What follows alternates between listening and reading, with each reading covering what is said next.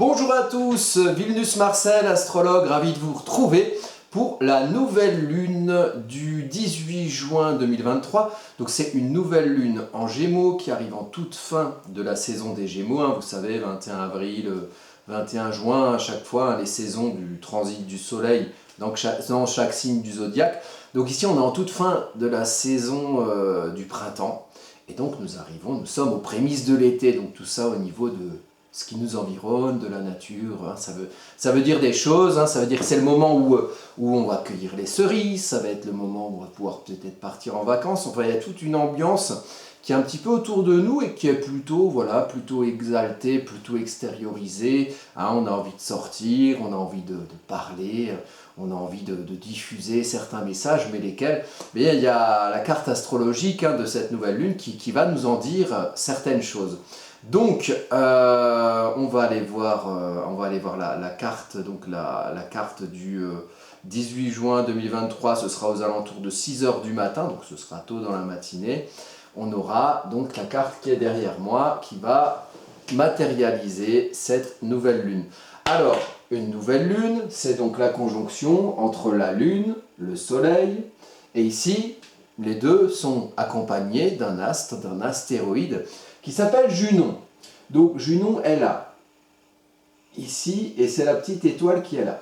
Alors, qu'est-ce que ça veut dire qu'une nouvelle lune puisse briller comme ça, accompagnée de l'astre Junon, et comment ça peut s'interpréter astrologiquement? Alors déjà, il faut qu'on parle de Junon. Alors Junon, c'est l'astre qu'on utilise beaucoup en synastrie, donc en comparaison de thèmes, notamment pour le couple. Mais c'est l'astre qui symbolise le couple, l'union, le lien, et quand on parle de ça, quand on parle de lien, on parle de tous les types de liens, ça peut être le lien, voilà, oh là là, on s'aime, on est très liés, au niveau peut-être affectif. Après Junon, ça a une petite portée aussi officielle, donc c'est quelque chose, c'est un lien visible, admis, vous voyez, c'est pas... et en même temps, c'est le lien, parfois les liens, les menottes, voilà, ce qui nous lie. Et tout ce qui nous lie n'est pas forcément susceptible d'être quelque chose de bienfaisant, ça peut aussi être enfermant.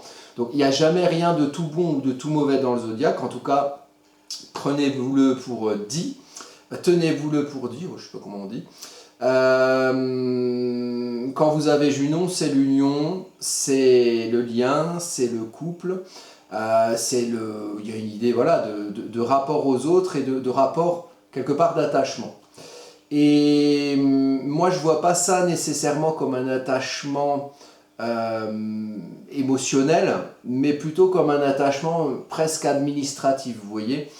Et donc, ce lien aux autres, cette union, elle est éclairée par la nouvelle lune. La nouvelle lune, c'est le soleil et la lune. Le soleil, c'est ce qui se voit, c'est le champ du conscient, c'est la nature, c'est le moteur, c'est aussi l'ego. Donc comment, déjà comme ça avec le soleil et Junon, comment les égos se lient? Comment les égos se lient et qu'est-ce qu'on fait de visible pour tous quand on a une personne A et une personne B qui se lient, qui se joignent, qui s'unissent? Donc qu'est-ce qu'on voit? Et puis la lune, là on est dans les émotions. Là on est dans l'intime émotionnel. On est dans là où on a la lune, dans son thème natal, on est en confort émotionnel. Donc ici, sur cette atmosphère de la nouvelle lune, on va être en confort émotionnel dans ce qui se voit avec le soleil, dans le prisme du conscient. Donc on fait rentrer, c'est l'intérêt d'une nouvelle lune, on fait rentrer dans le champ du conscient quelque chose qui peut parfois être inconscient, des émotions, de l'intime émotionnel, vous voyez. Donc ça met ça une nouvelle lune, ça met en visibilité sur un point du thème les émotions collectives quelque part. Là où finalement on a un intérêt à regarder.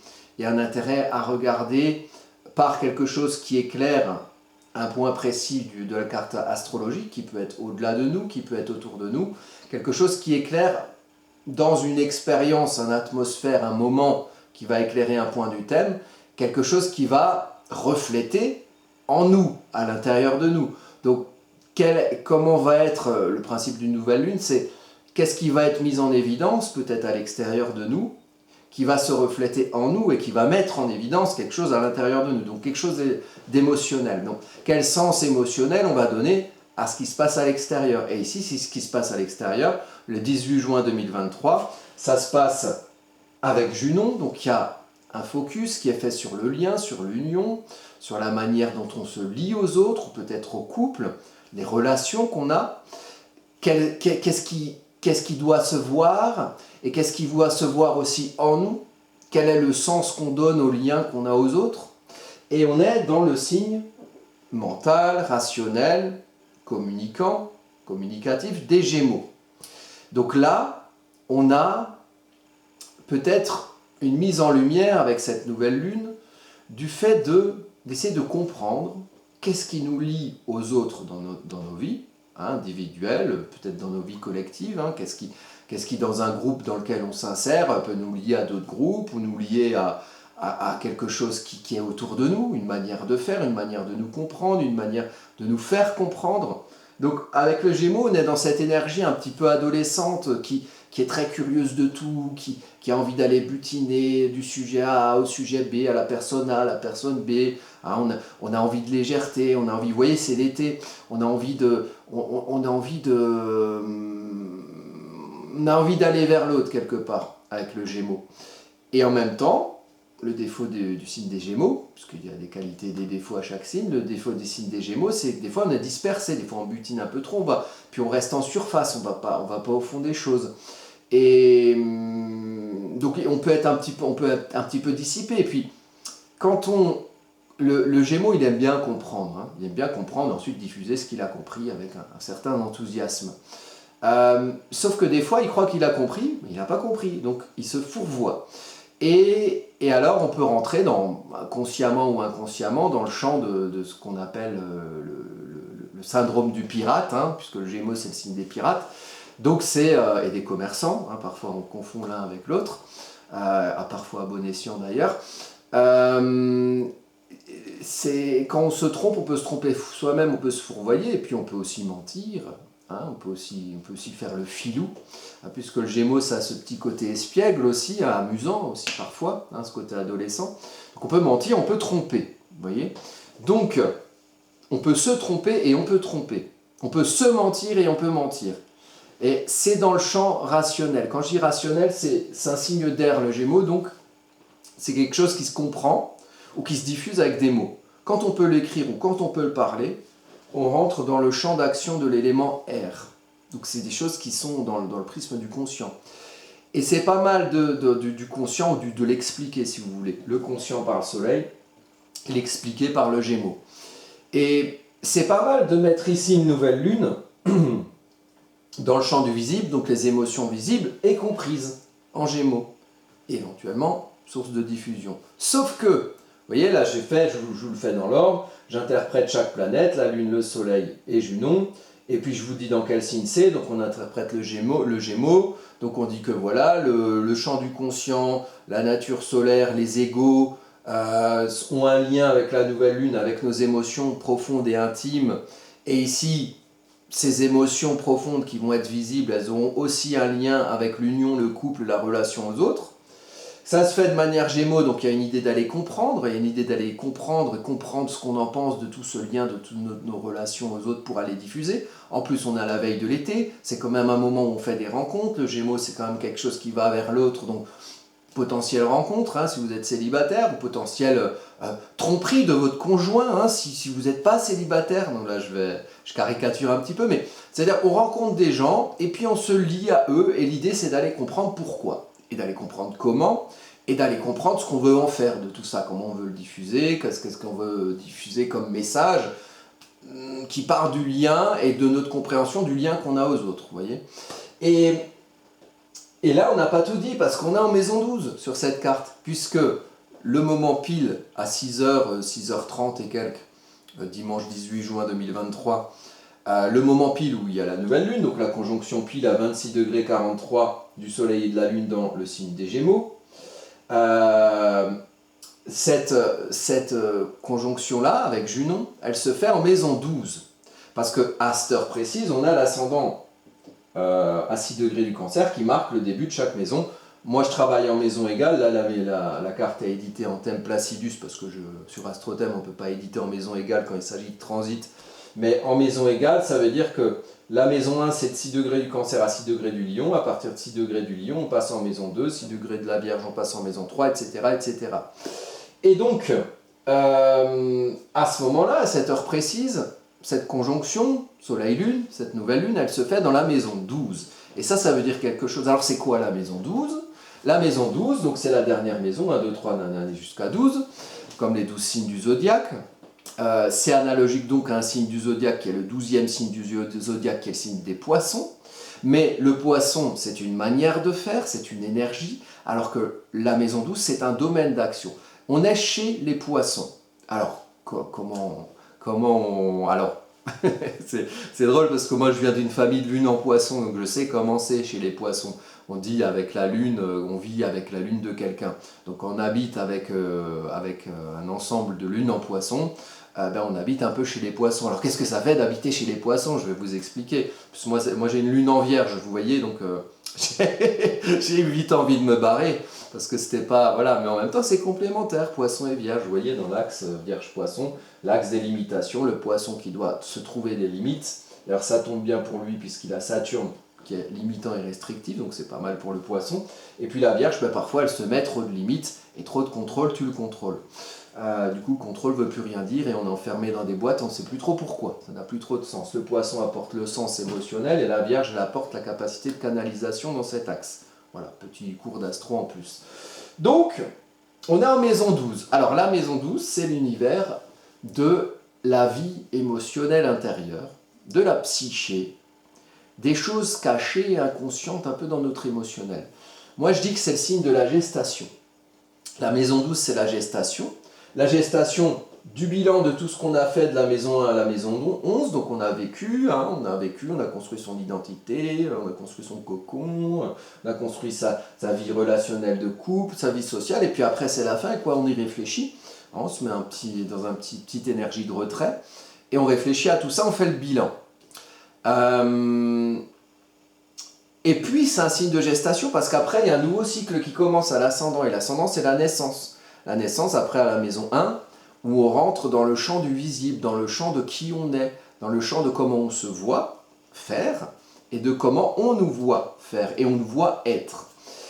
En maison 12 c'est la gestation, on est encore dans le ventre de sa mère et on est en train de construire, on est en gestation. Qu'est-ce qu'on va faire à la naissance? Alors évidemment les bébés ils n'y pensent pas, les fœtus, voilà. Bon, j'en sais rien, on n'en sait rien finalement.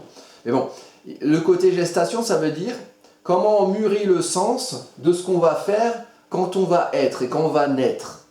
Et donc on mûrit, on réfléchit à ce qu'il y a en nous. On réfléchit pourquoi? Parce que le poisson c'est pas réfléchir, c'est ressentir. C'est la maison 12, c'est une maison émotionnelle, émotionnelle intérieure. On dit souvent que c'est la maison des ennemis cachés. Et souvent l'ennemi caché, c'est soi-même en fait. Et c'est ses ressentis. C'est l'expression de ce qu'on ressent et de ce qui fait sens pour nous. Et là-dessus, c'est toujours bien de faire un petit travail d'introspection sur sa maison 12 pour mettre dans le champ du conscient ce qui est en fait inconscient, mais qui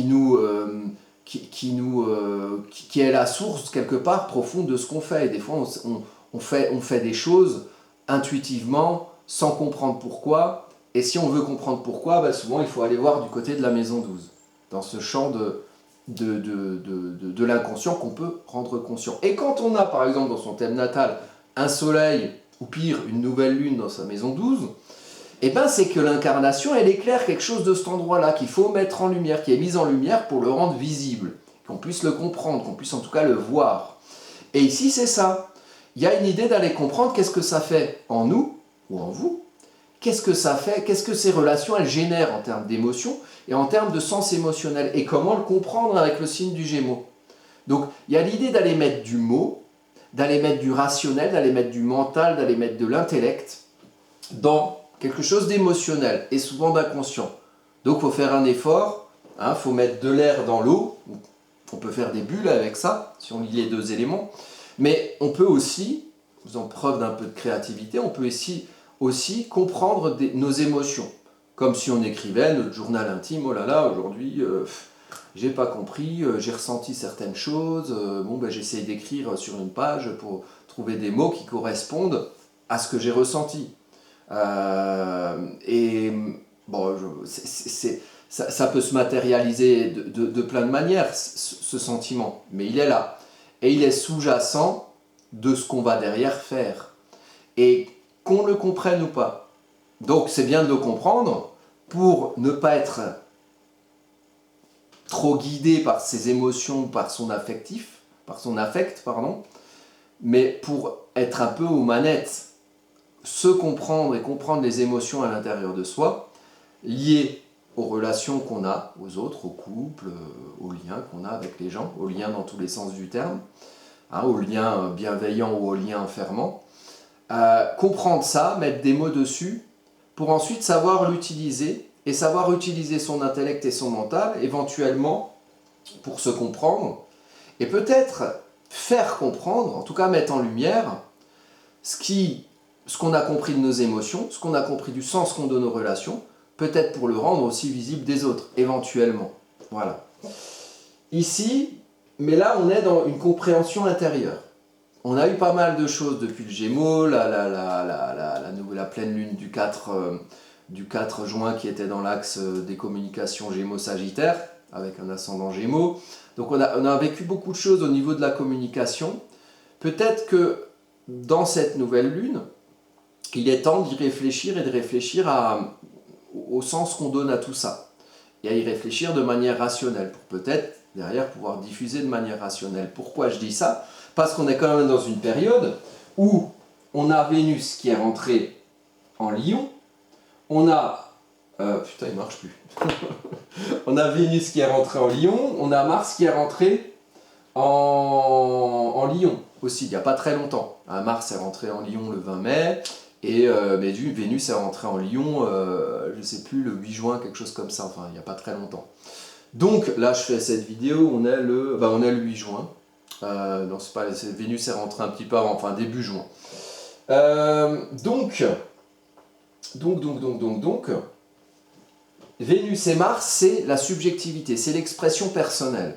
L'expression personnelle, elle est visible. Ici, elle est en maison 2, hein, dans la matière, dans la vie matérielle, la manière de gagner sa vie, le socle concret, la valorisation de soi, ce qu'on estime comme ayant de la valeur. Ici, on a besoin de s'exprimer, on a besoin d'exprimer ses valeurs. On a besoin, le lion c'est un signe solaire, le lion maîtrise le soleil, donc le soleil maîtrise le lion, pardon, le lion est maîtrisé par le soleil, donc il y a un lien entre ce qu'on diffuse dans notre vie concrète et comment on se valorise par l'expression de soi et de sa subjectivité, et ce qu'on ressent dans la relation à l'autre. Donc il y a peut-être l'idée d'aller imposer son opinion, ou au moins d'aller la mettre en lumière, d'aller la faire valoir. Ici, il y a quelque chose d'extériorisé pendant toute cette période, puisqu'une nouvelle lune, là c'est le 18 juin 2023, ça va régir la période des 28 jours qui suivent. Donc cette période où on aura Vénus et Mars dans le signe du Lion bien visible, hein. Et puis il y a le côté passionné, Vénus et Mars. Vénus j'aime, Mars j'agis, j'aime agir, j'agis en fonction de ce que j'aime, hein. Et puis c'est très subjectif, c'est très personnel, on n'a pas les mêmes façons d'agir, pas les mêmes manières d'aimer, et donc ici on aura quelque chose qui va s'extérioriser. Donc l'idée dans cette nouvelle lune, c'est peut-être d'aller comprendre pourquoi. Et peut-être que si on s'est bien renseigné sur les émotions qui sous-tendent ce qu'on comprend de nous, ou qui sous-tendent ce qu'on ressent et le sens qu'on donne aux choses, ben peut-être qu'on réussira à mieux l'exprimer derrière et à mieux le diffuser. Et ça, c'est peut-être un petit peu le message qui va passer. Pendant cette période de 28 jours, on aura quasiment, en tout cas juste après, le nœud lunaire nord, ici, qui va rentrer dans le signe du bélier. Hein, il va aller ici, il va aller dans le signe du bélier le 17 juillet. Donc là aussi, on aura un destin collectif. Hein, le lunaire nord, c'est ce vers quoi nous mène le destin. Quand c'est en transit, bah, collectivement, on doit aller vers cette énergie du bélier. Pour l'instant, on est en taureau, la quête du concret, de solidité, la force tranquille. Et ensuite, quand ça passera en bélier, là, symboliquement, ça voudra dire, mais qu'est-ce qu'on va faire de ce qu'on a été chercher dans le concret, hein, pas dans les illusions, pas dans le blabla, dans le concret, dans les choses véritables, dans notre force, comme on a épuisé notre ancrage et notre force tranquille, et qu'est-ce qu'on va en faire derrière en bélier? Comment on l'a fait passer à l'action quelque part? Comment on va agir? Donc, comment on va agir? Ça va tomber sur un moment avec Mars-Vénus, enfin Mars sera déjà passé en Vierge, mais il y aura toujours Vénus en Lion. Mars passe en Vierge le 10 juillet 2023. Donc, on aura cette énergie qui nous aura fait mûrir, qui nous aura fait ruminer, ce qu'on comprend de nous, notamment au niveau du relationnel, et ce qu'on veut exprimer. Ce qu'on veut exprimer. Et le 17 juin, pendant 1 an et demi, il y a une force qui va nous pousser à l'action. Peut-être à l'action de quelque chose qui nous concerne personnellement et qu'on voudrait exprimer. Et qui nous permet, et qui vient peut-être d'une source de ce qu'on voudrait faire, comment on voudrait se comprendre et se faire comprendre au niveau du relationnel. Hein, c'est une période où pendant tout l'été, Vénus va rétrograder, je ne sais plus, je crois à partir du 23 juillet, donc va rester en signe du Lion jusqu'à quasiment octobre. Donc il y aura une grosse énergie d'introspection de diffusion, puis d'introspection, puis de rediffusion. Hein, encore Vénus passera en mode... Donc Vénus avance jusqu'au 23 juillet, ensuite elle rétrograde, ensuite elle avance de nouveau à partir de... je ne sais plus, à partir du mois de septembre, il me semble, du 2 ou du 4 septembre. Il y a une idée de compréhension de ce à quoi on adhère, de nos valeurs, de qu'est-ce qu'on veut diffuser, de notre manière d'aimer.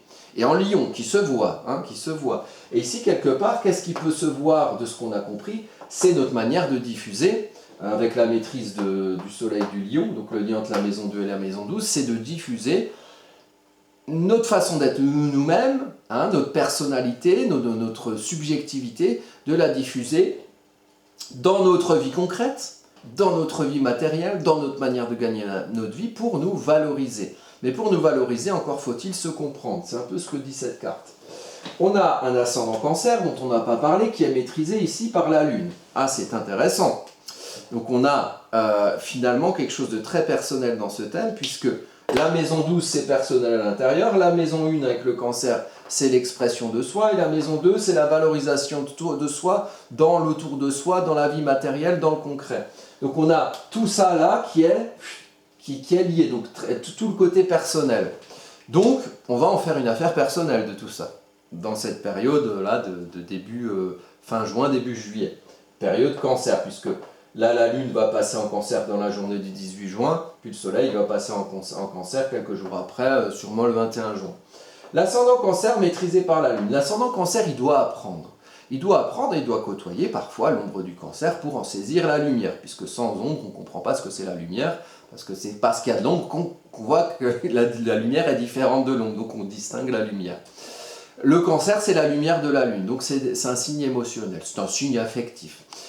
L'ombre du Cancer, ça peut être le chantage affectif, le chantage émotionnel, des émotions enfermantes comme une mère qui refuse à ses enfants de sortir du cocon pour aller faire leur vie de jeunes adultes, quelque part. Donc il y a une libération avec le Lion d'une énergie Cancer. Parfois, le Cancer c'est le foyer, le Lion se libère en tant que personne, quelque part. Donc, et en même temps, l'eau et le feu, le Cancer c'est la gestation du Lion, le Cancer c'est comment on fait grandir le sens qu'on donne aux choses et comment on devient soi-même sa personnalité en grandissant dans son cocon, dans son foyer, pour ensuite s'autonomiser, s'indépendantiser, devenir indépendant plutôt, en tout cas devenir forger et exprimer et affirmer sa propre personnalité, au-delà du cocon où on s'est construit.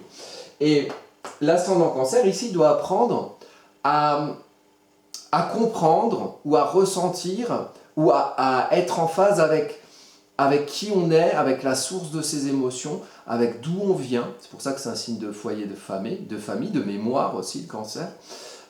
Comprendre d'où on vient, comprendre comment on s'est construit, avec quel enfant intérieur, qu'est-ce qu'on aimait faire, qu'est-ce qu'on a envie de faire, qu'est-ce qui satisfait nos émotions, vers quoi notre nature nous amène à donner du sens, et comment on a été conditionné par l'extérieur, conditionnement culturel, socio, éducationnel, qui parfois nous ont brimés et ont engendré certains schémas de peur enfermants, qui nous empêchent finalement de nous libérer en tant que personne. Et ici, avec la maison 2 en Lion, c'est dans le socle de notre vie concrète qu'on pourra se libérer en tant que personne, mais encore faut-il comprendre avec quelles émotions on arrive, quelle est la source du sens qu'on donne aux choses, du sens émotionnel qu'on donne aux choses, et qu'est-ce qui peut-être parfois peut nous enfermer dans certains schémas de peur.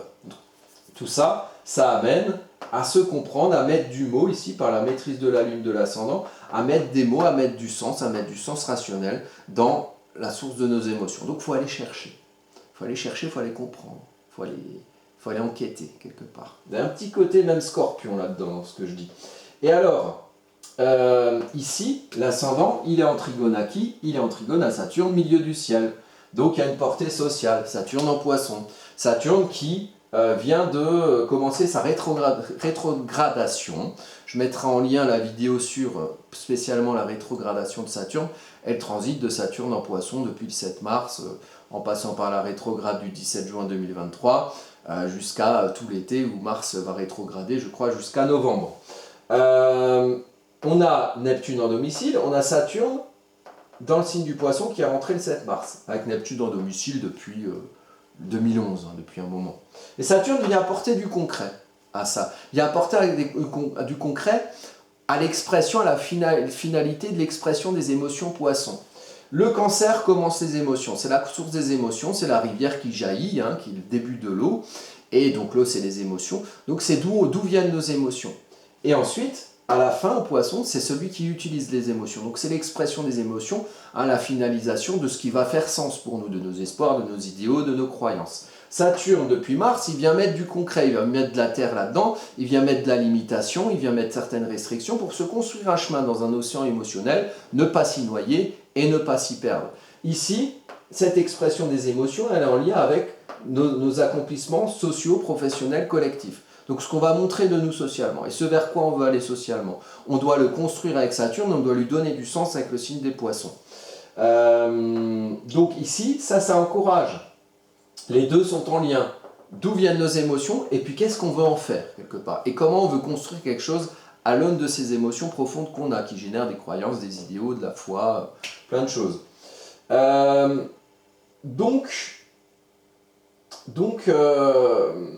Le lien ici se fait par le Poisson aussi et la maison 12, puisque la maison 12 est analogique au signe des Poissons. Donc, quand on comprend, quand on cherche à comprendre ce qui nous lie aux autres, quelle relation on a et quel sens ça a pour nous, ça a une portée personnelle, d'où viennent nos émotions, comment on les diffuse, on les affirme, mais ça a une portée sociale aussi, puisque nous sommes des animaux sociaux et qu'on va aller disséminer nos bons messages mercuriens en fonction du sens qu'on donne aux choses, et puis des fois on va construire des situations, des places, des socles sociaux. Voilà, donc, alors, je vais juste parler encore 2-3 points, notamment de ce Mercure en Gémeaux, qui aide pas mal à bien comprendre des choses, puisque c'est un Mercure en domicile. Donc, on a des facultés, on a des capacités à les comprendre. Donc, les amis, écrivez. Les amis, parlez. Parlez à vos copains, à vos proches, à vos psychologues, à vos astrologues aussi, pourquoi pas. D'où vous en êtes dans vos relations. Et si vous arrivez à foutre du mot là-dessus, eh bien peut-être que vous serez bien inspiré avec un Mercure en domicile qui aide globalement tout le monde, notamment ceux qui ont du Gémeaux dans leur thème. D'ailleurs, si vous avez dans votre thème, vous avez des choses à 26 degrés du Gémeaux, globalement Gémeaux, même à 6 degrés du Cancer, ou aux alentours d'une dizaine de degrés, deuxième décan Lion, vous allez être mis en lumière par ce thème-là. Et également là, entre 5 et 7 degrés du Poisson avec le milieu du ciel, Saturne. Donc vous regardez dans vos thèmes ce que vous avez, qu'est-ce que vous avez en maison à cet endroit-là, qu'est-ce que vous avez comme planète. Et après, vous allez quand même poser des questions en commentaire, j'y répondrai. Ou vous commandez un thème natal, si vous voulez, ou un thème en transit. Il y a le lien, pareil, sous la vidéo, si jamais ça vous intéresse. Donc, le Gémeaux, c'est un atout. Alors, on est vif d'esprit, des fois on est du tac au tac, parfois bon. Des fois, il faut un peu se poser. C'est très vif, Mercure en Gémeaux. C'est beaucoup plus vif et rapide que le Mercure en Vierge, qui va être beaucoup plus carré, canalisé, canalisant. C'est deux signes où Mercure est en domicile. Ce que je voulais vous dire, juste en partant, une considération astrologique de plus long terme. Saturne est rentré en Poisson le 7 mars 2023. Il rétrograde depuis le 17 juin, il va rétrograder il va revenir jusqu'à peu près, là il est à 7 degrés, il va revenir jusqu'à peu près 0 degré, puis en novembre il repart. Il va rester Saturne jusqu'à on va dire au fin 2025-2026, je ne sais plus, en signe des Poissons. Puis il va rejoindre Neptune qui sera passé en Bélier en 2026. Il y aura un rapprochement fin 2025, mais 2026, ils vont être ensemble les deux. Et ça va marquer un cycle. Et moi, je pense que ça va marquer un cycle qui commence le 7 mars et qui termine en 2026, à la conjonction de Saturne qui est dans le signe neptunien, qui rentre ici dans un signe neptunien, et puis ensuite Saturne qui rejoint Neptune, mais du coup là dans le signe du Bélier. Et Neptune qui passe en Bélier, on passe un gros travail de gestation, de croyance, de spiritualité. Vous voyez, les gens deviennent de plus en plus spirituels, ils font beaucoup plus d'astrologie, de chamans, médiums, plein de choses. Vous voyez, les rebouteux reviennent à la mode, depuis 2011 à peu près, c'est une ambiance. Et après Neptune, il va passer en Bélier, donc il va passer à l'action. Alors c'est plus violent pour Neptune qui est mieux en Poisson qu'en Bélier, mais tout ce qu'on aura mûri et ruminé comme illusion, comme désillusion depuis 2011, en 2026, ça va sortir, ça va naître. Alors ça va être rigolo, on va bien voir ce que ça va donner. Voilà. Mais je ferai peut-être une vidéo spécialement là-dessus. Bon voilà, pour cette nouvelle lune, mon conseil c'est réfléchissez, écrivez, parlez à vos amis, essayez de comprendre qu'est-ce que ça fait en vous, les relations que vous avez, les liens, le couple, voilà, essayez de le comprendre pour ensuite diffuser au mieux avec cette énergie lion très visible, très consciente, très expressive, très affirmée. Voilà. Eh bien écoutez, je vous remercie pour toute votre attention, vos gentils commentaires, vos abonnements aussi, là, puisque vous êtes plein à vous abonner à la chaîne Vilnus Marcel ou à la chaîne Astro Caca d'ailleurs, qui est aussi ma chaîne. Alors sur Vilnus Marcel, moi je développe des choses pour montrer ce que je fais en astrologie. Là vous avez ma carte, si vous voulez vous commander un thème éventuellement. Et ça c'est la chaîne Astro Caca que nombreux connaissent évidemment, puisqu'elle a été créée bien avant la chaîne Vilnus Marcel. Et là vous avez ici l'horoscope de cette semaine-là, de la nouvelle lune, donc la semaine qui commence le lundi 12 juin et qui termine donc le dimanche 18 juin, jour de cette nouvelle lune. Vous aurez peut-être une explication sur l'ensemble de ce qui entoure cette énergie de nouvelle lune dont on a parlé précisément ici. Je vous remercie, puis je vous dis à bientôt pour de prochaines vidéos.